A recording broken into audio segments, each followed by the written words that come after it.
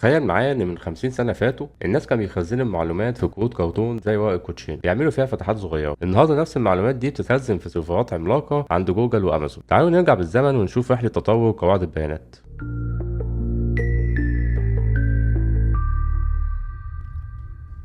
زمان قبل ما الكمبيوتر تنتشر ويكون جزء من حياتنا، الناس كانوا بيدوروا على طرق يخزنوا بيها المعلومات.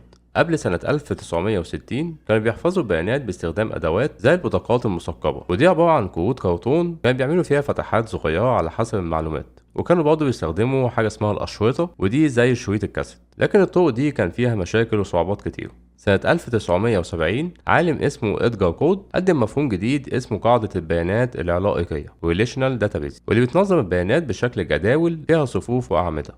الفكرة دي سهلت جدا إدارة المعلومات، ولسه لحد النهارده بنستخدمها بشكل واسع جدا. ومع مرور الوقت في أواخر السبعينات وبداية الثمانينات شركات كبيرة زي IBM وأوراكل طوروا أنظمة قوية اسمها Relational Database Management Systems، أنظمة إدارة قواعد البيانات العلائقية اللي بنرمز ليها ب RDBMS.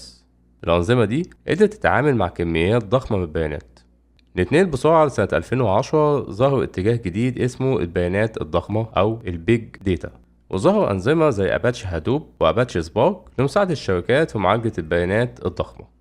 وفي نفس الفترة تقريبا بدأ مفهوم الكلاود كومبيوتنج أو الحوسبة السحابية ينتشر بشكل كبير جدا. شركات عملاقة زي أمازون ومايكروسوفت وجوجل قدموا خدمات اسمها داتابيز از سيرفيس، ودي ببساطة كانت طريقة تخلي المؤسسات تخزن وتدير بياناتها في الكلاود زي ما احنا كده بنحفظ ملفاتنا اونلاين مثلا على جوجل درايف.